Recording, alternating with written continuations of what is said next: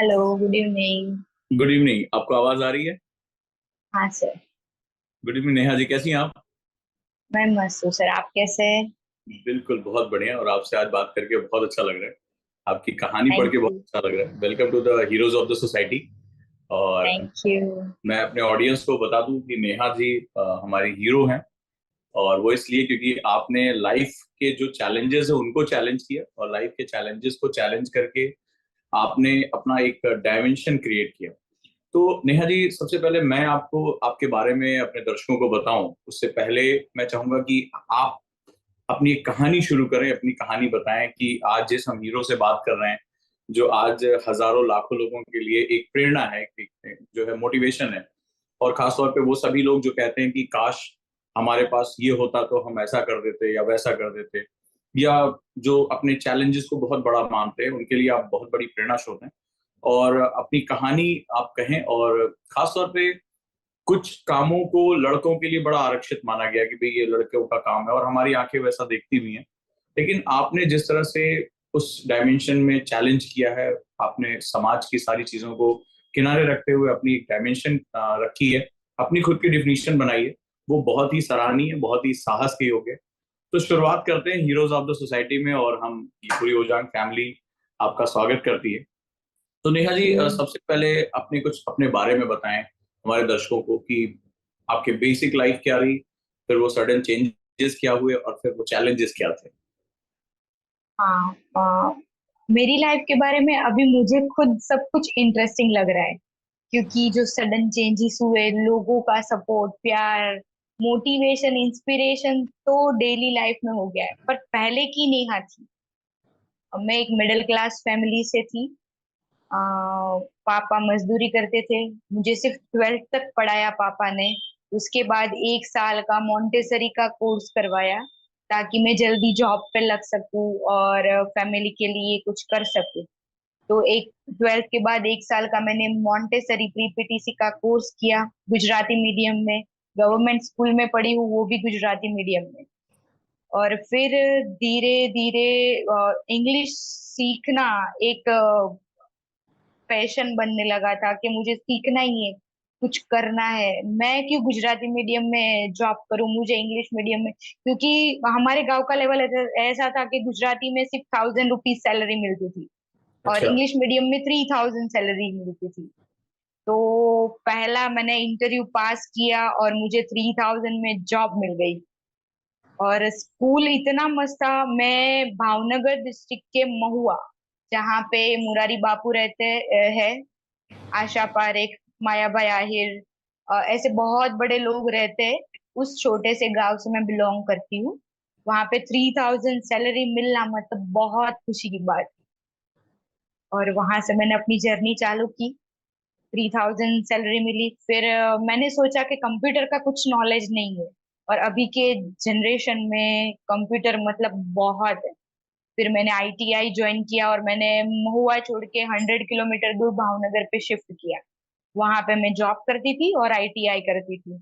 1 साल का वो कोर्स किया।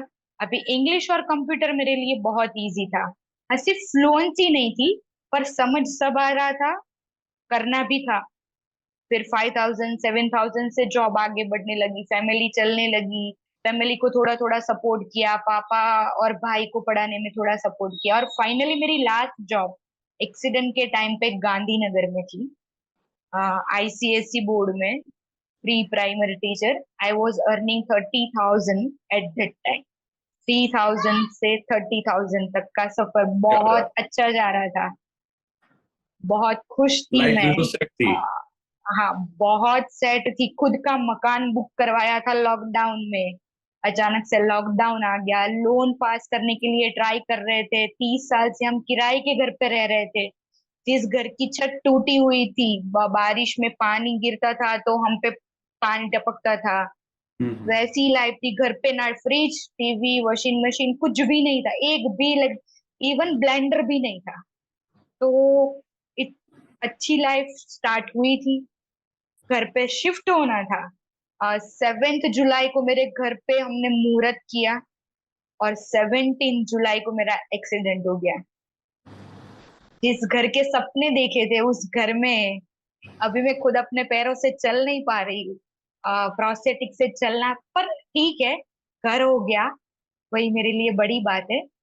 17 जुलाई को मैं होम लोन के लिए जा रही थी अहमदाबाद से महुआ। हम्म। और उस टाइम पे मेरी बस, गवर्नमेंट बस में थी मैं, पहली सीट पे बैठी थी, और वो, मैं नींद में थी क्योंकि मैं सैटरडे संडे छुट्टी रहती है, तो मैं लेट उठती हूँ, पर मुझे 10 बजे बैंक पहुंचना था, तो मैं सो गई बस में बैठ के 5 बजे। और 6, 6:30 बजे मेरा एक्सीडेंट हुआ। क्या हुआ कुछ पता नहीं है, कैसे हुआ कुछ पता नहीं है, सिर्फ फोटोज देखे। और 2 महीने के बाद जब मैं होश में आई तब पता दो चला कि महीने मैं तक आप कोमा में। बेहोश थी? 15 डेज तक तो मुझे कुछ पता नहीं था। फिर मैं कोमा में चली गई थी, वो भी नहीं पता है, पैर काटा वो भी पता नहीं है, 2 टाइम एम्पुटेशन हुआ वो भी पता नहीं है, लोग मिले वो भी पता नहीं है। पर फाइनली 1.5 मंथ के बाद धीरे धीरे धीरे कुछ कुछ याद आया, क्योंकि मैं, मेरा सोडियम लो हो गया था, 11 बॉटल खून चढ़ाया था, आईसीयू में थी, कुछ याद नहीं था, इन्फेक्शन बढ़ने की वजह से मेरा पहले 50% लेग काटा, फिर 80% काटा, क्योंकि मुझे कुछ पता नहीं था। और फिर 1.5 महीने के बाद जब हॉस्पिटल में मुझे पता चला कि मेरा पैर नहीं है, तब मैं बहुत रोई, जोर जोर से चिल्लाई।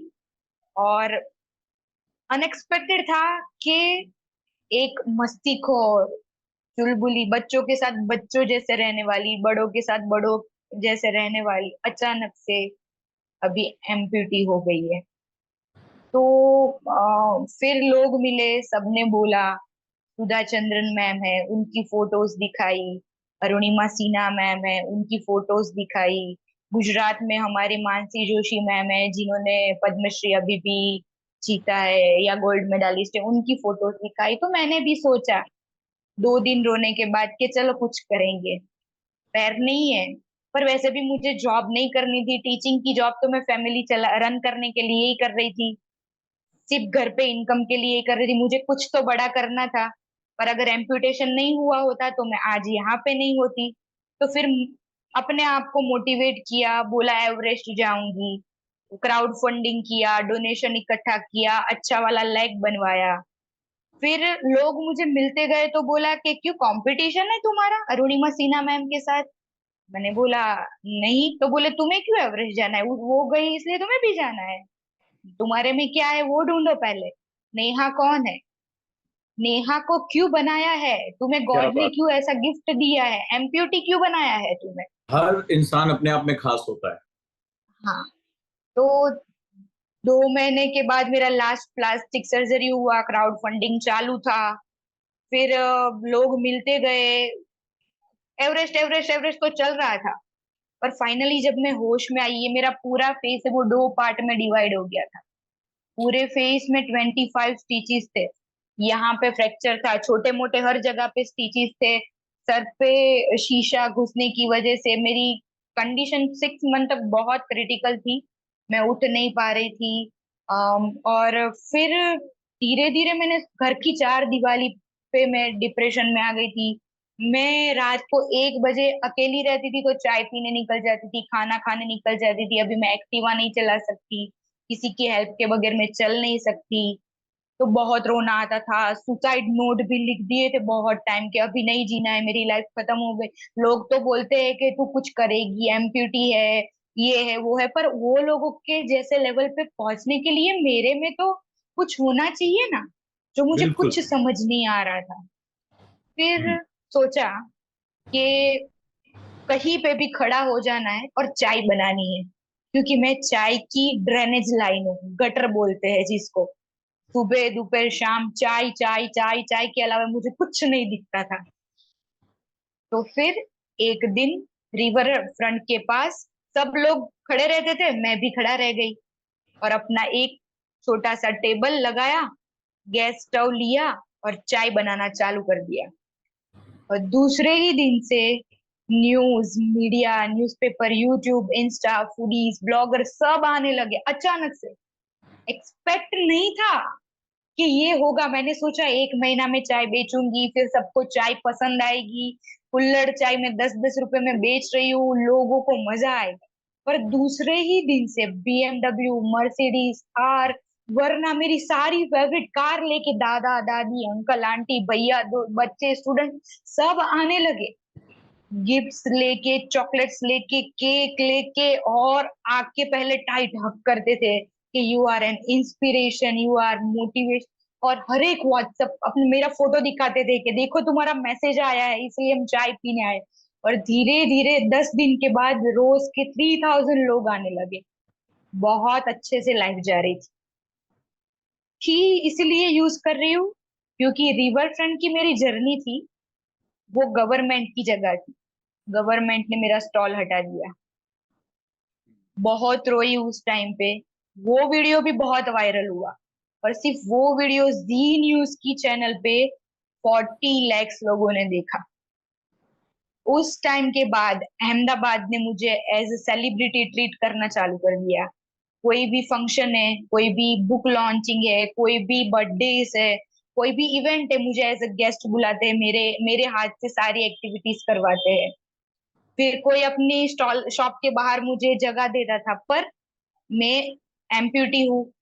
अभी 12-14 घंटे धूप में खड़ा रहना पॉसिबल नहीं रहता था।